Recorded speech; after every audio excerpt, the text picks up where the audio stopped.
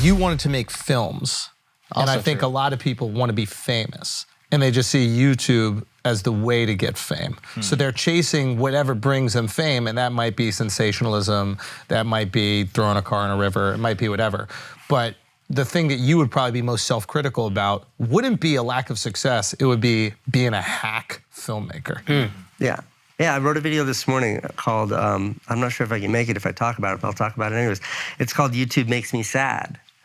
And it's because I'd like to think, and this could be my naivety speaking, but like I like to think that like the driving desire to be on YouTube for aspiring creators is that they want an outlet for creative expression. They want to make art and they want to make interesting things. They want to tell stories and they want to do all that. And when I know that's my sole driving force, so I never look at metrics. So I never paid attention. So I didn't monetize my channel. It's why I never focused on any of that shit. I just wanted to make things that I thought was good. Yeah. And now I think the pendulum has swung so far in the other direction. Yeah. Where it's just about like monetization. I remember I was at like this YouTube conference thing a year and a half ago.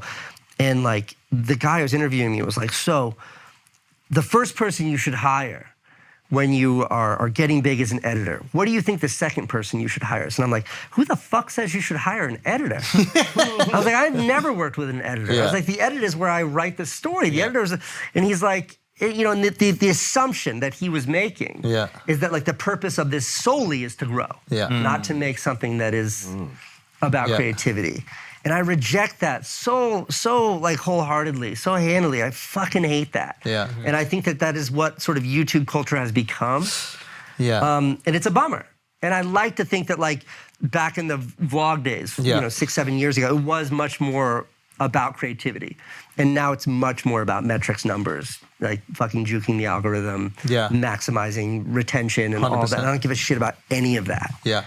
I don't. That's why my brother Van Neistat is my favorite YouTuber. He literally doesn't look at that. Yeah. His wife uploads his videos. He finishes them and then starts making another one. Yeah. He doesn't even look at his back. He doesn't have access to his back. He doesn't give a shit. Yeah. He just makes what he thinks is good. Creation for creation's sake. That's exactly right. Yeah. And I think that's the most beautiful thing. Yeah. How long did you go before you decided to monetize? Well, one, I want to be clear here. I fucking regret it, and it was stupid. And if I could go back in time, I would have pushed that button.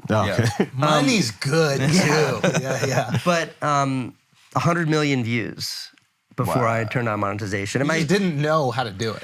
My reason was like, I spoke at a YouTube panel about it when I still had not turned on monetization. And it was like, the reason why is I felt like, one, this was back when not all videos had ads.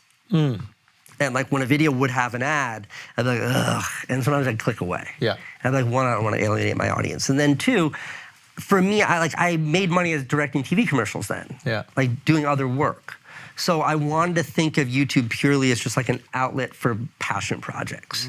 And the minute it started making me money, it would stop being that. I want to be clear. Both of those things were grossly misguided, and I fucking regret it, and it was a mistake. I should have clicked that fucking button. You know how many dollars 100 million views is? Yeah. Could have bought another car to fucking crash. I did the same thing. Like when I started uploading, I didn't put the ad because I was worried that people would click away, because I would always click away. Me too, always. And then I didn't realize until much later on that like YouTube wants there to be ads. Yeah, you get more views. Yeah, if they're making money, right, then they might show your shit to more people. Yeah. Oh, wait, no, this is not a paid promotion.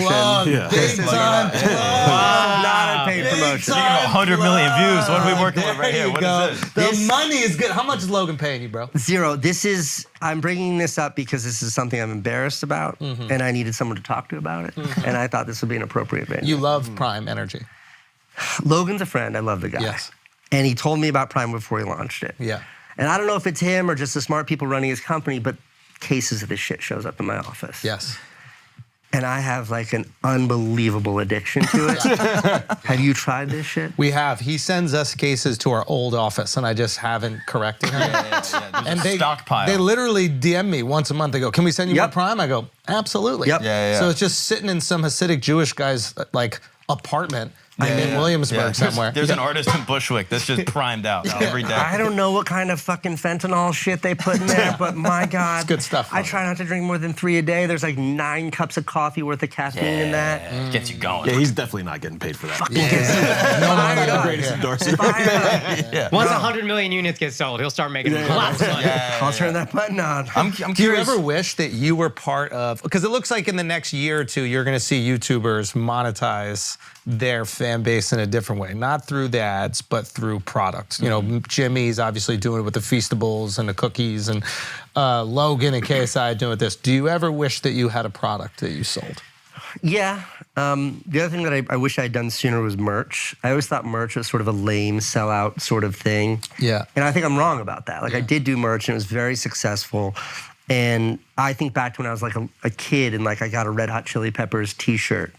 I wore that thing I just was so psyched to show the world that like this is who I like. Yeah. And I think there's something valid about that with merch. I think there's like a growth side of it too when you're like sort of predatorily, if that's a word, like focusing on young kids, tell your parents to buy you this shit, like that's bad. Yeah. But I think there's a medium there where you can sell something and people are excited to support you and you're giving them something of equitable exchange.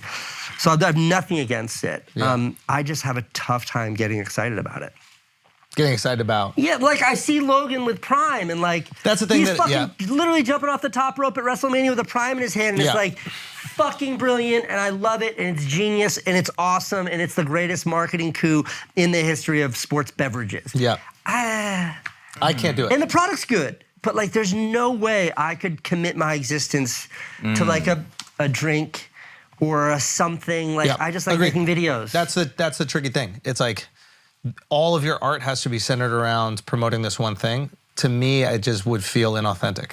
Don't get me wrong. I love the idea of having $1 billion exit on a drink. I'll take the exit. Is it worth every single video that I do? I'm walking around with the bottle. I'm on stage. I'm drinking it. Every joke is centered around Prime. I mean, I will say, like my technology company, Beam, was very much so, I think, a parallel to that. It was just a piece of software instead of a sports drink or a T-shirt.